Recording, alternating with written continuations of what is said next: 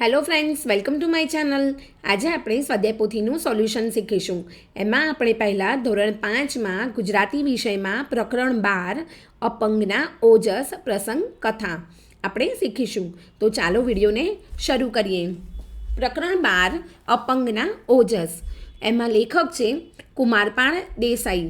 શું લેખક કોણ છે? કુમારપાળ દેસાઈ. તમારે યાદ રાખવાનું છે, કોઈ પણ પ્રશ્નમાં તમને પૂછે કે અપંગના ઓજસના લેખક કોણ છે, તો કુમારપાળ દેસાઈ. એમાં પહેલો પ્રશ્ન છે કે નીચેના દરેક પ્રશ્નના ઉત્તર માટે આપેલા વિકલ્પોમાંથી સાચો વિકલ્પ શોધીને તેનો ક્રમ અક્ષર પ્રશ્નની સામે ચોરસમાં લખો. એમાં પહેલું છે કે વોલ્ટરના અંતરમાં ઊંડે ઊંડે શું ચમકી રહ્યું હતું. તો વોલ્ટર જે છે એના અંતરમાં ઊંડે ઊંડે શું ચમકી રહ્યું હતું? આપણને 4 ઓપ્શન આપ્યા છે: ઓલિમ્પિક, વ્હીલચેર, આશા અને ટપલી. તો વોલ્ટરના અંતરમાં ઊંડે ઊંડે આશા ચમકી રહી હતી. તો ઓપ્શન આવશે સી. તો અહીંયા સામે સી લખવાનું છે અને જવાબમાં આવશે આશા. વોલ્ટરના અંતરમાં ઊંડે ઊંડે આશા ચમકી રહ્યું હતું. હવે બીજું છે, વોલ્ટર કોને પોતાના શાંત મૂંગા દોસ્તો કહે છે? જે વોલ્ટર છે એ પોતાના શાંત મૂંગા દોસ્તો કોને કહે છે?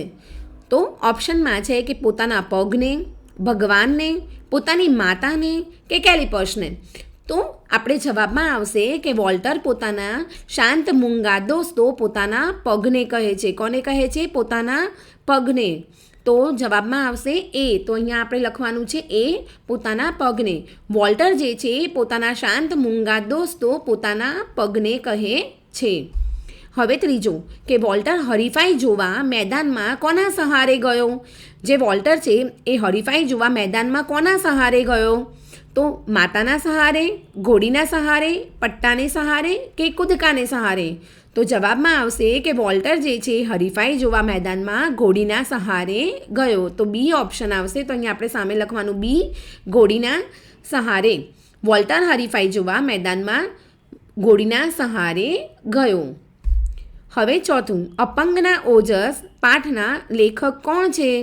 તો હમણાં જ આપણે વાત કરી કે અપંગના ઓજસ પાઠના લેખક કુમારપાળ દેસાઈ છે. ઓપ્શનમાં શું આપ્યું છે? કુમારપાળ દેસાઈ, પ્રકાશ લાલા, દોલત ભટ્ટ અને રમણ સોની. તો જવાબમાં આવશે કુમારપાળ દેસાઈ. તો એ કુમારપાળ દેસાઈ. અહીંયા આપણે એ લખીશું. અપંગના ઓજસ પાઠના લેખક કુમારપાળ દેસાઈ છે. હવે આગળ પ્રશ્ન નંબર 2 છે કે નીચેના દરેક પ્રશ્નનો ઉત્તર એક એક વાક્યમાં લખો. હવે પહેલો પ્રશ્ન છે કે બાળપણમાં વોલ્ટરને કયા રોગે ઘેરી લીધો હતો? હવે જ્યારે નાના હતા વોલ્ટર, ત્યારે એમને કયા રોગે ઘેરી લીધો હતો? તો જવાબમાં આવશે કે બાળપણમાં વોલ્ટરને બાળ લકવાના રોગે ઘેરી લીધો હતો. જવાબમાં શું આવશે? બાળ લકવા. બાળપણમાં વોલ્ટરને બાળ લકવાના રોગે ઘેરી લીધો હતો. શું છે કે વોલ્ટરને કયા રોગે ઘેરી લીધો હતો? તો બાળપણમાં વોલ્ટરને બાળ લકવાના રોગે ઘેરી લીધો હતો. તમારે યાદ રાખવાનું છે બાળ લકવાનું. બરાબર. હવે બીજો પ્રશ્ન છે કે વોલ્ટરના શરીર પર લકવાની શી અસર થઈ? હવે જે વોલ્ટરના શરીર પર જે લકવો થઈ ગયો હતો, તો એના શરીર પર શું અસર થઈ? તો લકવાને લીધે વોલ્ટરના હાથ પગ કામ કરતા બંધ થઈ ગયા. શું થયું? વોલ્ટરનું જે શરીર હતું એમાં લકવાના કારણે હાથ પગ એના કામ કરતાં બંધ થઈ ગયા. તો આપણે જવાબમાં કેવી રીતે લખવાનું છે કે લકવાને લીધે વોલ્ટરના હાથ પગ કામ કરતાં બંધ થઈ ગયા. શું આવશે? હાથ પગ કામ કરતાં બંધ થઈ ગયા.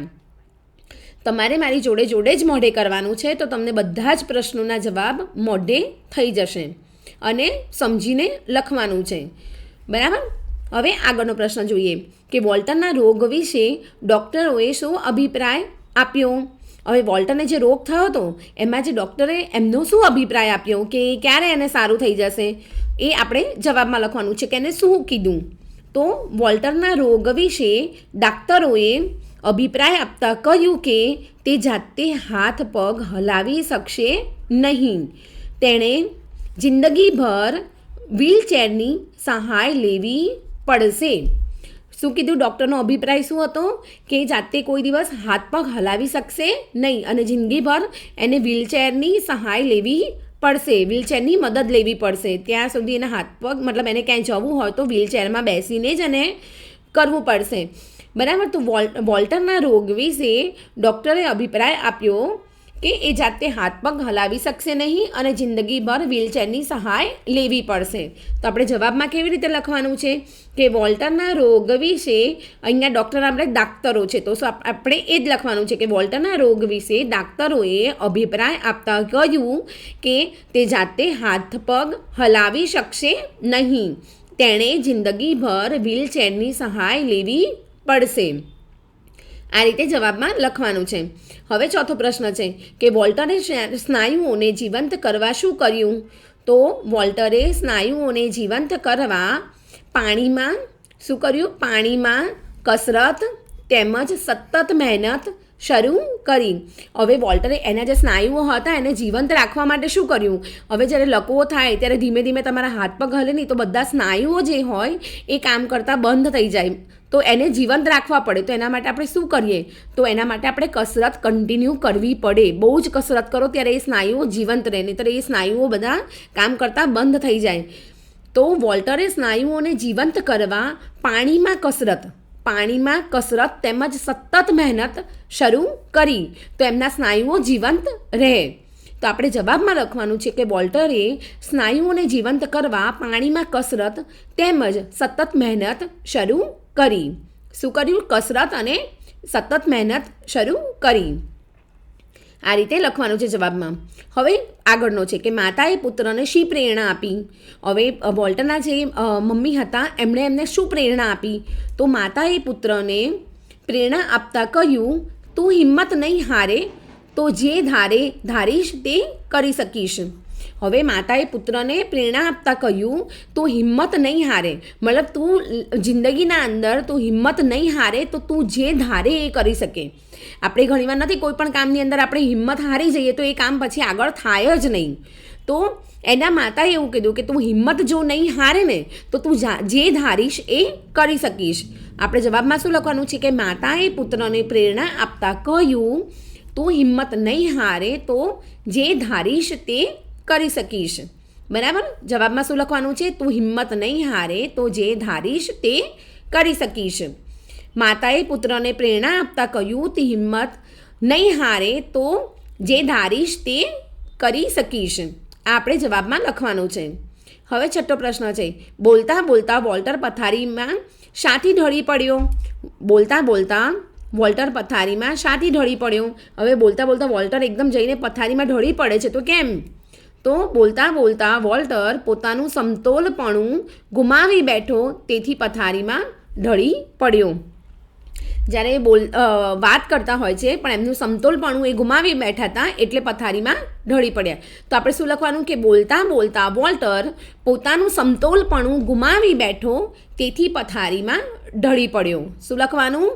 બોલતા બોલતા વોલ્ટર પોતાનું સમતોલપણું ગુમાવી બેઠો, તેથી પથારીમાં ઢળી પડ્યો.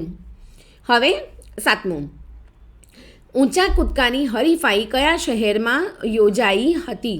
હવે ઊંચા કૂદકાની જે હરીફાઈ છે એ કયા શહેરમાં યોજાઈ હતી? તો ઊંચા કૂદકાની હરીફાઈ બોમાન્ટ શહેરમાં યોજાઈ હતી. કયા શહેરમાં? બોમાન્ટ શહેરમાં. ઊંચા કૂદકાની હરીફાઈ બોમાન્ટ શહેરમાં યોજાઈ હતી. હવે આગળ, હરીફાઈના મેદાનમાં કઈ કઈ હરીફાઈઓ ચાલતી હતી? હવે હરીફાઈનું જે મેદાન હતું એમાં બીજી કઈ કઈ હરીફાઈઓ ચાલતી હતી? તો હરીફાઈના મેદાનમાં દોડ, ઊંચા કૂદકા, વાંસ કૂદકાની હરીફાઈઓ ચાલતી હતી. કઈ કઈ હરીફાઈઓ હતી? દોડ, ઊંચા કૂદકા અને વાંસ કૂદકાની હરીફાઈઓ ચાલતી હતી. તો જવાબમાં લખવાનું છે કે હરીફાઈના મેદાનમાં દોડ, ઊંચા કૂદકા તેમજ વાંસ કૂદકાની હરીફાઈઓ ચાલતી હતી. હવે 9મું છે, 15મી ઓલિમ્પિક સ્પર્ધા ક્યાં યોજાઈ હતી? તો 15મી ઓલિમ્પિક સ્પર્ધા ફિનલેન્ડ દેશના હેલસિંકી શહેરમાં યોજાઈ હતી. 15મી જે ઓલિમ્પિક સ્પર્ધા હતી એ ફિનલેન્ડ દેશના હેલસિંકી શહેરમાં યોજાઈ હતી. કયું શહેર છે? ફિનલેન્ડ દેશના હેલસિંકી શહેરમાં યોજાઈ હતી. હવે આગળ, ઓલિમ્પિક સ્પર્ધામાં વોલ્ટરને કઈ સિદ્ધિ મળી? હવે ઓલિમ્પિકની જે હરીફાઈ હતી, સ્પર્ધા હતી, એમાં વોલ્ટરને કઈ સિદ્ધિ મળી? તો ઓલિમ્પિક સ્પર્ધામાં વોલ્ટરે 2 મીટર અને 4 સેન્ટીમીટર ઊંચો કૂદકો લગાવીને નવો વિક્રમ સ્થાપ્યો. શું કર્યું કે ઓલિમ્પિકની સ્પર્ધામાં વોલ્ટરે 2 મીટર અને 4 સેન્ટીમીટરનો ઊંચો કૂદકો લગાવીને નવો વિક્રમ સ્થાપ્યો. તો આપણે શું લખવાનું છે કે ઓલિમ્પિકની સ્પર્ધામાં વોલ્ટરે 2 મીટર અને 4 સેન્ટીમીટર ઊંચો કૂદકો લગાવીને નવો વિક્રમ સ્થાપ્યો. હવે આગળ પ્રશ્ન નંબર 3 છે કે નીચેના પ્રશ્નોના ઉત્તર લખો. પહેલો પ્રશ્ન છે કે વોલ્ટરની માતા અપંગ પુત્ર માટે શું કરતી હતી? હવે વોલ્ટરની જે માતા હતી એના પુત્ર માટે શું કરતી હતી? તો એમાં જવાબમાં લખવાનું છે કે વોલ્ટરની માતા અપંગ પુત્રની હિંમત જગાડતી હતી. જીવનમાં પુત્ર હતાશ ન થાય એ માટે તેને પ્રેરણા અને પ્રોત્સાહન આપતી. તેને હૃદયમાં શ્રદ્ધા રાખવાનું કહેતી. તેના પગ પર માલિશ કર્યા કરતી. તેમજ ડાક્ટરોએ બતાવેલા ઉપચારો કર્યા કરતી. હવે જીવનની અંદર જ્યારે પણ આપણે હિંમત આપણી હારી જઈએ તો આપણે આગળ વધી શકીએ નહીં. હવે હિંમત જ આપણામાં ના હોય અને આપણામાં જે આગળ વધવાની પ્રેરણા ના હોય તો આપણે કેવી રીતે આગળ વધીએ? તો એ આપણા ફેમિલીવાળા જ આપણને હિંમત આપણને જગાડી શકે. તો વોલ્ટરની જે માતા હતી એને રોજે હિંમત આપતી અને પુત્ર એનો હતાશ ના થાય એના માટે પ્રેરણા આપે કે ભાઈ તું આ કરી શકીશ, તું મહેનત કર તો તને ફળ મળશે. એ રીતે એને પ્રેરણા આપે રોજે અને એના હૃદયમાં ભગવાન પર શ્રદ્ધા રાખવાનું કહેતી કે જે પણ થશે એ સારું થશે. તો આપણે એમાં જવાબમાં કેવી રીતે લખવાનું છે કે વોલ્ટરની માતા અપંગ પુત્રની હિંમત જગાડતી. હિંમત હોય તો જ આગળ વધાય. તો હિંમત જગાડતી. જીવનમાં પુત્ર હતાશ ન થાય એ માટે તેને પ્રેરણા અને પ્રોત્સાહન આપતી. હવે પુત્ર એનો હિંમત હારી ના જાય, હતાશ ના થઈ જાય એના માટે એને પ્રેરણા અને પ્રોત્સાહન આપતી. તેને હૃદયમાં શ્રદ્ધા રાખવાનું કહેતી કે તું શ્રદ્ધા રાખ. તેના પગ પર માલિશ કર્યા કરતી. પગ પર માલિશ કરે તો એનો પગ થોડો વધારે સારો થાય. એના સ્નાયુઓ જે છે એ થોડા વધારે કામ કરે તો એના માટે એના પગ પર માલિશ કર્યા કરતી. તેમજ ડાક્ટરોએ જેટલા પણ ઉપચાર બતાવ્યા છે એ ઉપચારો કર્યા કરતી. તો જવાબમાં આપણે લખવાનું છે કે વોલ્ટરની માતા અપંગ પુત્રની હિંમત જગાડતી. જીવનમાં પુત્ર હતાશ ન થાય એ માટે તેને પ્રેરણા અને પ્રોત્સાહન આપતી. તેને હૃદયમાં શ્રદ્ધા રાખવાનું કહેતી. તેના પગ પર માલિશ કર્યા કરતી. તેમજ ડાક્ટરોએ બતાવેલા ઉપચારો કર્યા કરતી. શું કર્યા કરતી? ડાક્ટરોએ બતાવેલા ઉપચારો કર્યા કરતી. આ રીતે અપંગ પુત્ર માટે એની માતા આ બધા ઉપચારો અને આ બધી હિંમત અને પ્રેરણા પ્રોત્સાહન આપતી હતી. તો આપણે જવાબમાં આ રીતે લખવાનું છે. હવે બીજો, તમારે મારી જોડે જોડે જ મોઢે કરવાનું છે. તો સમજીને તમે મોઢે કરશો તો તમને તરત જ થઈ જશે. વાંસ કૂદકામાં ખેલાડી વાંસને કેવી રીતે ઓળંગી જતો? હવે વાંસ કૂદકાની જે હરીફાઈ હતી એમાં વાંસને કેવી રીતે ઓળંગીને જતો હતો? તો વાંસ કૂદકામાં 2 લાકડીઓ ઉપર એક વાંસ આડો મૂકવામાં આવતો. ખેલાડી દોડીને આવતો. વાંસની નજીક આવીને તે ઠેક લગાવતો. ઠેક લગાવીને તે હવામાં તરતો હોય એમ વાંસને ઓળંગીને જતો. હવે વાંસ કૂદકાની જે હરીફાઈ છે એમાં ખેલાડી જે છે એ વાંસને કેવી રીતે ઓળંગીને જતો? તો આપણે જવાબમાં શું લખવાનું છે કે વાંસ કૂદકામાં 2 લાકડીઓ હોય. 2 લાકડીઓ અને એક વાંસ આડો મૂકવામાં આવે. 2 લાકડીઓ ઉપર એક વાંસને આડો મૂકવામાં આવે. ખેલાડી એકદમ દોડીને આવે, વાંસની નજીક આવે અને તરત જ એવા ઠેક લગાવે અને ઠેક લગાવીને હવામાં તરતો હોય એમ વાંસને ઓળંગીને જતો રહે. તો વાંસ કૂદકાની જે હરીફાઈ હોય ને એના અંદર આ રીતે વાંસને ઓળંગાય. કેવી રીતે ઓળંગાય? 2 લાકડી મૂકવામાં આવે, એના ઉપર એક આડી વાંસ મૂકવામાં આવે, આડો વાંસ મૂકવામાં આવે અને ખેલાડી જે હોય એ દોડતો દોડતો આવે, વાંસની નજીક આવી અને એકદમ એ ઠેક લગાવે, ઠેક એટલે કૂદકો મારે એકદમ જ અને હવામાં તરતો હોય એ રીતે એવા વાંસને ઓળંગીને જતો રહે. તો આપણે જવાબમાં શું લખવાનું છે કે વાંસ કૂદકામાં 2 લાકડીઓ ઉપર એક વાંસ આડો મૂકવામાં આવતો. ખેલાડી દોડીને આવતો, વાંસની નજીક આવીને તે ઠેક લગાવતો. ઠેક લગાવીને તે હવામાં તરતો હોય એમ વાંસને ઓળંગી જતો. બરાબર? આ રીતે તમારે જવાબ લખવાનો છે. હવે ત્રીજો પ્રશ્ન છે. વોલ્ટરને એની ઉંમરના છોકરા પાસેથી કેવી રીતે પ્રેરણા મળી? હવે વોલ્ટર જે છે એને એની ઉંમરના છોકરા પાસેથી કેવી રીતે પ્રેરણા મળી? તો જવાબમાં લખવાનું છે કે વોલ્ટર આનંદથી હરીફાઈ જોતો હતો. ત્યાં એની ઉંમરના એક છોકરાએ કમાલ કરી. એણે સૌથી ઊંચો કૂદકો લગાવી અગાઉનો જે વિક્રમ હતો એ તોડી નાખ્યો. સૌએ તાલીઓના ગડગડાટથી તેને વધાવી લીધો. એને વિજેતા તરીકે ઇનામ મળ્યું અને એને ઇનામ લઈ જતા જોઈને વોલ્ટરને વિશ્વ વિક્રમ સ્થાપવાની પ્રેરણા મળી. પ્રેરણા આપણને હવે પ્રેરણા એવી વસ્તુ છે કે જે આપણને ગમે ત્યારે મળે, કોઈ પણ માણસથી આપણને પ્રેરણા મળે. તો વોલ્ટરને ક્યારે પ્રેરણા મળી અને એ કેવી રીતે મળી?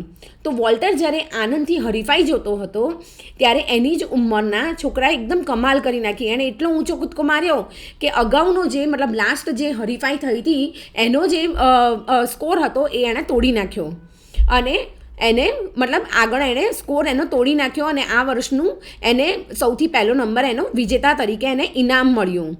તો સૌએ એનો જે મતલબ એને વિજેતા જાહેર થયો ત્યારે સૌએ તાલીઓના ગડગડાટથી તેને વધાવી લીધો અને વિજેતા તરીકે એને ઇનામ મળ્યું. અને ઇનામ લઈને જોતાં વોલ્ટરને વિશ્વ વિક્રમ મતલબ એનાથી પણ વધારે મતલબ વિક્રમ સ્થાપવાની એને પ્રેરણા મળી.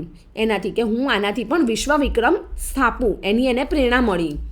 તો વોલ્ટરને પ્રેરણા ક્યારે મળી? તો વોલ્ટર આનંદથી જ્યારે હરીફાઈ જોતો હતો ત્યારે એની ઉંમરના છોકરાએ એટલી કમાલ કરી કે એણે આગળનો જે વિક્રમ હતો એ તોડી નાખ્યો અને બધાએ તાલીઓના ગડગડાટથી તેને વધાવી લીધો અને વિજેતા તરીકે એને ઇનામ મળ્યું. અને એને ઇનામ લઈને જોતાં વોલ્ટરને વિશ્વ વિક્રમ સ્થાપવાની પ્રેરણા મળી. તો જવાબમાં આપણે લખવાનું છે કે વોલ્ટર આનંદથી હરીફાઈ જોતો હતો. ત્યાં એની ઉંમરના એક છોકરાએ કમાલ કરી. એણે સૌથી ઊંચો કૂદકો લગાવી અગાઉનો વિક્રમ તોડી નાખ્યો. સૌએ તાલીઓના ગડગડાટથી તેને વધાવી લીધો. એને વિજેતા તરીકે ઇનામ મળ્યું. એને ઇનામ લઈ જતા જોઈ વોલ્ટરને વિશ્વ વિક્રમ સ્થાપવાની પ્રેરણા મળી. બરાબર, આ રીતે તમારે જવાબ લખવાનો છે. હવે નીચેના વાક્યો કોણ બોલે છે અને કોને કહે છે? પહેલું છે પગ સાથે. પગ તે કંઈ સાંભળતા હશે? પગ સાથે પગ તે કંઈ સાંભળતા હશે? હવે કોઈ પગ સાથે મતલબ વાત કરે તો આપણે કહ્યું પગ સાથે યાર પગ તે કંઈ સાંભળતા હશે. તો આ વાક્ય વોલ્ટરની માતા બોલે છે. કોણ બોલે છે? વોલ્ટરની માતા બોલે છે. અને કોને કહે છે? વોલ્ટરને કહે છે. વોલ્ટરની માતા શું કહે છે? પગ સાથે પગ તે કંઈ સાંભળતા હશે. તો આ વાક્ય કોણ બોલે છે? આ વાક્ય વોલ્ટરની માતા બોલે છે અને વોલ્ટરને કહે છે. હવે બીજો પ્રશ્ન, જો તો હિંમત નહીં હારે તો જે ધારીશ તે કરીશ. તો હમણાં જ આપણે આગળના પ્રશ્નમાં જોયું કે આ વાક્ય તો કોણ બોલે છે? વોલ્ટરની માતા બોલે છે કે જો તું હિંમત નહીં હારે તો જે ધારીશ તે કરી શકીશ. આ વાક્ય વોલ્ટરની માતા બોલે છે અને વોલ્ટરને કહે છે. કોણ બોલે છે? વોલ્ટરની માતા બોલે છે અને વોલ્ટરને કહે છે. અરે હું વિશ્વ વિક્રમ સ્થાપીશ. અરે હું વિશ્વ વિક્રમ સ્થાપીશ. આ વાક્ય કોણ બોલે છે? તો આ વાક્ય વોલ્ટર મનોમન બોલે છે. કોણ બોલે છે? વોલ્ટર મનોમન બોલે છે. હવે પાંચમો પ્રશ્ન છે, નીચેના ખરા વાક્ય સામે ખરાની નિશાની અને ખોટા વાક્ય સામે ખોટાની નિશાની કરો. માએ વોલ્ટરના નિશ્ચેતન મન પર હળવેથી ટપલી મારી. તો ખોટું. વોલ્ટરે પોતાના અંગોને જ મૂંગા શાંત મિત્રો કયા છે. તો વોલ્ટરે જ કીધું હતું ને પોતાના અંગને મૂંગા શાંત દોસ્તો. તો આ ખરું છે. અપંગના ઓજસ પાઠના લેખક દોલત ભટ્ટ છે. શું આવશે? કુમારપાળ દેસાઈ. તો આ વાક્ય ખોટું છે. અપંગના ઓજસ પાઠના લેખક દોલત ભટ્ટ છે એ વાક્ય ખોટું છે. 15મી ઓલિમ્પિક સ્પર્ધા હેલસિંકી શહેરમાં યોજાઈ હતી. રાઈટ, હેલસિંકી શહેરમાં યોજાઈ હતી 15મી ઓલિમ્પિક સ્પર્ધા. વોલ્ટર મનથી અપંગ હતો, શરીરથી નહીં. શું છે? વોલ્ટર મનથી અપંગ હતો, શરીરથી નહીં. પણ વોલ્ટર મનથી અપંગ હતો? નો. શેનાથી અપંગ હતો? શરીરથી. તો આ વાક્ય ખોટું છે. હવે આગળ કૌંસમાં આપેલા શબ્દોમાંથી યોગ્ય શબ્દ પસંદ કરી ખાલી જગ્યા પૂરો. એના બંને પગ ખાલી જગ્યા હતા. નિષ્ક્રિય નિષ્ક્રિય. તો કયું નિષ્ક્રિય આવશે? તો આ નિષ્ક્રિય આવશે. એના બંને પગ નિષ્ક્રિય હતા. વોલ્ટરે અગાઉનો વિક્રમ તોડી નાખ્યો. ખાલી જગ્યામાં આ વિક્રમ આવશે કે આ વિક્રમ? તો આ વિક્રમ આવશે. આમાં જોડણી ખોટી છે. તો વોલ્ટરે અગાઉનો વિક્રમ તોડી નાખ્યો. વોલ્ટરનો ખાલી જગ્યા અડગ હતો, નિર્ધાર. તો નિર્ધારમાં કયું આવશે? તો આ આવશે માત્રા.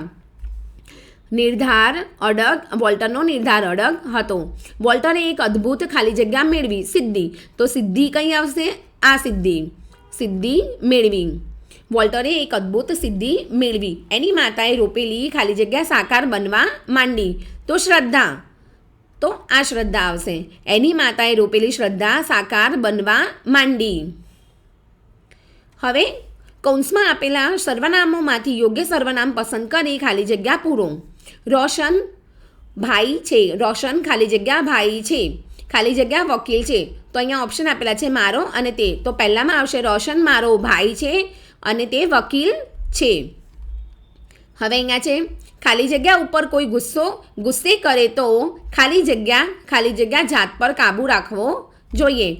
જવાબમાં છે, ઓપ્શનમાં છે તમારી, તમારા અને તમારે. તો પહેલામાં આવશે કે તમારા ઉપર કોઈ ગુસ્સે કરે તો તમારે તમારી જાત પર કાબૂ રાખવો જોઈએ. શું આવશે? તમારા ઉપર કોઈ ગુસ્સે કરે તો તમારે તમારી જાત પર કાબૂ રાખવો જોઈએ. હવે ત્રીજો ક્વેશ્ચન છે, ખાલી જગ્યા કાલે મુંબઈ જવાનો છું. ખાલી જગ્યા આવશો? તો તમે અને હું ઓપ્શન છે. તો પહેલામાં શું આવશે? હું કાલે મુંબઈ જવાનું છું. તમે આવશો? તો હું અને તમે જવાબમાં આવશે. હવે ખાલી જગ્યા બધા ભાઈ બહેન સંપીને રહીએ છીએ. તો અમે કે અમારા? તો અમે બધા ભાઈ બહેન સંપીને રહીએ છીએ. જવાબમાં આવશે અમે. શું આવશે? અમે બધા ભાઈ બહેન સંપીને રહીએ છીએ. હવે ખાલી જગ્યા કામ જાતે કરવું જોઈએ. તો શું આવશે? ઓપ્શનમાં આપણું અને આપણે. તો શું આવશે? આપણે આપણું કામ જાતે કરવું જોઈએ. શું આવશે? આપણે આપણું કામ જાતે કરવું જોઈએ. હવે આગળ કૌંસમાં યોગ્ય સર્વનામ રાખી બાકીના ચેકી નાખો. પહેલું છે હું, અમે અને બધા. નિશાળે જાઉં છું. તો શું આવશે? હું નિશાળે જાઉં છું. શું આવશે? હું. શું આવશે? બાકીના આ બંને ચેકી નાખવાના છે. બધા નિશાળે જાઉં છું એવું આવે? અમે નિશાળે જાઉં છું એવું આવે? ના આવે. તો શું આવશે? હું નિશાળે જાઉં છું. ભગવાન ભલું કરે. તો સૌનું, તેઓ કે કોઈનું? તો ભગવાન સૌનું ભલું કરે. તો તેઓ અને કોઈનું એ ચેકી નાખો. હવે છે એણે અને એને. કમરમાંથી પટ્ટો કાઢી નાખ્યો. તો એણે કમરમાંથી પટ્ટો કાઢી નાખ્યો. તો શું આવશે? એણે. તો એને ચેકી નાખો. હવે આગળ નીચેના શબ્દોના સમાનાર્થી શબ્દો લખો. મહેનત. મહેનત તો સમાનાર્થી શું આવશે? પુરુષાર્થ. પછી કૂદકો તો છલાંગ. પછી સ્પર્ધા તો હરીફાઈ. શ્રદ્ધા તો આસ્થા. દોસ્ત તો મિત્ર અને વિશ્વ તો જગત. હવે ફરીથી એકવાર કરી લો. મહેનત એટલે પુરુષાર્થ. શું આવશે? પુરુષાર્થ. કૂદકો એટલે છલાંગ. સ્પર્ધા તો હરીફાઈ. શ્રદ્ધા તો આસ્થા. દોસ્ત તો મિત્ર અને વિશ્વ તો જગત. હવે નીચે પ્રશ્ન નંબર 9 છે. નીચેના શબ્દોના વિરોધાર્થી શબ્દો લખો. હાજર તો ગેરહાજર. આશા તો નિરાશા. પહેલો તો છેલ્લો. જીત હાર. સક્રિય નિષ્ક્રિય. મૂંગા તો બોલકા. ફરીથી એકવાર કરી લઈએ. હાજર ગેરહાજર. આશા નિરાશા. પહેલો છેલ્લો. જીત હાર. સક્રિય તો નિષ્ક્રિય અને મૂંગા તો બોલકા. હવે નીચેના શબ્દોની સાચી જોડણી લખો.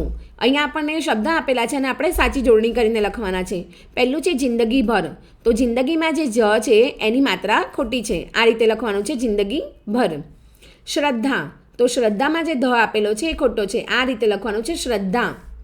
હરીફાઈ. હરીફાઈમાં જે જોડણી આપી છે રની એ ખોટી છે. હરીફાઈ આ રીતે લખવાનું છે.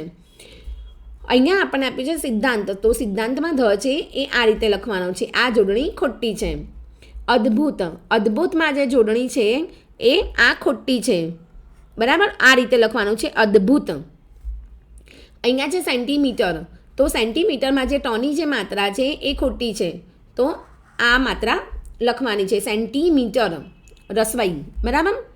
હવે નીચેના શબ્દોને શબ્દકોશના ક્રમમાં ગોઠવો. સહેજ, સ્નાયુ, સ્પર્ધા, સક્રિય અને સત્તા. તો પહેલાં આવશે સક્રિય, સત્તા, સહેજ, સ્નાયુ અને સ્પર્ધા. હવે આગળ જોઈએ. અહીંયા આપ્યું છે કે વિશ્વ વિકલાંગ દિન અને લુઈ બ્રેલના જન્મદિનની ઉજવણી કરો. આ એક પ્રવૃત્તિ આપી છે. અહીંયા આપણને લુઈ બ્રેલ વિશે લખેલું છે, તો આ તમારે વાંચવાનું છે. આખું જે લુઈ બ્રેલની આખી ડિટેલ લખેલી છે, આખું વર્ણન કરેલું છે, એ તમારે વાંચવાનું છે અને પછી તમારે નીચેની પ્રવૃત્તિ કરવાની છે. હવે નીચે પહેલી પ્રવૃત્તિ છે કે બ્રેલના માનમાં નીચેના દેશોએ કયા સિક્કા બહાર પાડ્યા હતા. તો અહીંયા લખેલું છે, જુઓ તમારે પછી આ વાંચીને તમારે કરવાનું છે. જો અહીંયા લખ્યું છે કે બ્રેલના માનમાં બેલ્જિયમ, ઇટલીએ €2, ભારતે ₹2 સિક્કો અને યુએસએ $1 સિક્કો બહાર પાડ્યો હતો. તો આપણે અહીંયા લખવાનું છે કે બેલ્જિયમે કયો સિક્કો બહાર પાડ્યો હતો? તો બેલ્જિયમે €2 સિક્કો બહાર પાડ્યો. ઇટલીએ શું કર્યું હતું? €2 સિક્કો. ભારતે શું કર્યું હતું? ₹2 સિક્કો, આપણો જે ₹2 સિક્કો છે એ બહાર પાડ્યો અને યુએસએ $1 સિક્કો બહાર પાડ્યો હતો. તો બ્રેલના માનમાં નીચેના દેશોએ કયા સિક્કા બહાર પાડ્યા હતા? તો બેલ્જિયમે €2 સિક્કો, ઇટલીએ €2 સિક્કો, ભારતે ₹2 સિક્કો અને યુએસએ $1 સિક્કો બહાર પાડ્યો હતો. તો આ રીતે તમારે લખવાનું છે. હવે નીચેના પ્રશ્નોના ઉત્તર લખો. હવે આ તમારે આખું વાંચવાનું છે અને એમાંથી શોધીને તમારે લખવાનું છે કે બ્રેલના પિતાનું નામ શું હતું? તો બ્રેલના પિતાનું નામ સિમોન રે હતું. શું નામ હતું બ્રેલના પિતાનું? સિમોન રે. શું હતું બ્રેલના પિતાનું નામ? સિમોન રે. યાદ રાખવાનું છે તમારે. બ્રેલના પિતાને શાની વર્કશોપ હતી? બરાબર, તો એમના પિતાની ઘોડાના જીન બનાવવાની વર્કશોપ હતી. તમે એમ પણ લખી શકો છો કે બ્રેલના પિતાને ઘોડાના જીન બનાવવાની વર્કશોપ હતી. હવે આગળ, પેરિસની અંધશાળામાં કઈ પદ્ધતિથી બારાખડી શીખવવામાં આવતી? હવે જે પેરિસની જે અંધશાળા હતી એમાં કઈ પદ્ધતિથી ભણાવવામાં આવતું, મતલબ બારાખડી કેવી રીતે શીખવાડવામાં આવતી, કઈ પદ્ધતિથી? તો પેરિસની અંધશાળામાં ક્રોસ ટ્વિગ પદ્ધતિથી બારાખડી શીખવવામાં આવતી. પેરિસની જે અંધશાળા છે એમાં કઈ પદ્ધતિથી? તો ક્રોસ ટ્વિગ પદ્ધતિથી બારાખડી શીખવાડવામાં આવતી હતી. હવે આગળ જોઈએ. હવે જે બ્રેલ લિપિ વિશે 5 વાક્યો લખો. ઉપર જે આપેલું છે એમાંથી આપણે બ્રેલ લિપિ જે છે એના વિશે આપણે 5 વાક્ય લખવાના છે. તો પહેલું, બ્રેલ લિપિ લુઈ બ્રેલે શોધી હતી. કોણે શોધી હતી? લુઈ બ્રેલે. એમાં 43 સંકેત ચિહ્નો છે. એમાં કેટલા ચિહ્નો છે? 43 સંકેત ચિહ્નો છે. જગતની બધી જ ભાષાઓમાં તે લિપિ ઉતારવામાં આવી છે. એના આધારે અંધજનો આંગળાના ટેરવાની મદદથી પુસ્તકો વાંચી શકે છે. શેનાથી? આંગળાનો જે ટેળવા હોય એનાથી જે અંધજન છે એ એની મદદથી પુસ્તક વાંચી શકે છે. એમાં સંયુક્ત સ્વર તેમ ઉચ્ચાર સંકેતોનો સરસ રીતે સમાવેશ કરાયો છે. હવે જે બ્રેલ લિપિ જે છે એ કોણે શોધી છે? લુઈ બ્રેલે શોધી હતી. બ્રેલ લિપિ લુઈ બ્રેલે શોધી હતી. તેમાં 43 સંકેત ચિહ્નો છે કે જેમાં જગતની બધી જ ભાષાઓમાં તે લિપિ ઉતારવામાં આવી છે. આપણા વિશ્વની જેટલી પણ ભાષાઓ છે એ બધી જ ભાષામાં આ લિપિ ઉતારવામાં આવી છે. એના આધારે જે અંધજનો છે એ આંગળાના ટેરવાની મદદથી પુસ્તકો વાંચી શકે છે. શેના દ્વારા? બ્રેલ લિપિના કારણે અંધજનો આંગળાના ટેરવાની મદદથી પુસ્તકો વાંચી શકે છે. તેમાં સંયુક્ત સ્વરો અને તેમજ ઉચ્ચારો સંકેતોનો સરસ રીતે સમાવેશ કરાયો છે. તો તમારે લખવાનું છે કે બ્રેલ લિપિ લુઈ બ્રેલે શોધી હતી. એમાં 43 સંકેત ચિહ્નો છે. જગતની બધી જ ભાષાઓમાં તે લિપિ ઉતારવામાં આવી છે. એના આધારે અંધજનો આંગળાના ટેરવાની મદદથી પુસ્તકો વાંચી શકે છે. એમાં સંયુક્ત સ્વરો તેમજ ઉચ્ચાર સંકેતોનો સરસ રીતે સમાવેશ કરાયો છે. આ રીતે હવે લખ્યું છે કે નીચેના ફકરામાં યોગ્ય વિરામ ચિહ્નો મૂકી સુવાચ્ય અક્ષરે તમારી નોટબુકમાં લખો. અહીંયા આપણને એક પેરેગ્રાફ આપ્યો છે, ફકરો આપ્યો છે, એમાં આપણે વિરામ ચિહ્નો મૂકવાના છે. તો અહીંયા લખ્યું છે કે વોલ્ટરે કહ્યું, પછી કોમા, પછી ઉપર આવી રીતે આ બધું જ અહીંયા મેં લખેલું છે એ પ્રમાણે તમારે લખવાનું છે. મેં એને કહ્યું કે તમે મૂંઝાશો નહીં, પછી કોમા, ગભરાશો નહીં, સહેજે હિંમત હારશો નહીં, આજ ભલે તમે ચાલી શકતા ન હો, પછી કોમા, પણ એક દિવસ આવશે, એક દિવસ આપણે જરૂર ઊંચામાં ઊંચા કૂદકા લગાવી શકીશું. તો અહીંયા ફૂલ સ્ટોપ અને અહીંયા કોમા આવશે. તો આ રીતે તમારે લખવાનું છે. તો આ રીતે આપણું અહીંયા આખું ચેપ્ટર પૂરું થાય છે. તમારે મારી જોડે જોડે જ કરવાનું છે કે જેથી કરીને તમને આખું ચેપ્ટર મોઢે થઈ જાય. બરાબર. તો અહીંયા આપણું અપંગના ઓજસ ચેપ્ટર પૂરું થાય છે. તો thank you for watching. Please like, share and subscribe the channel and press the bell icon.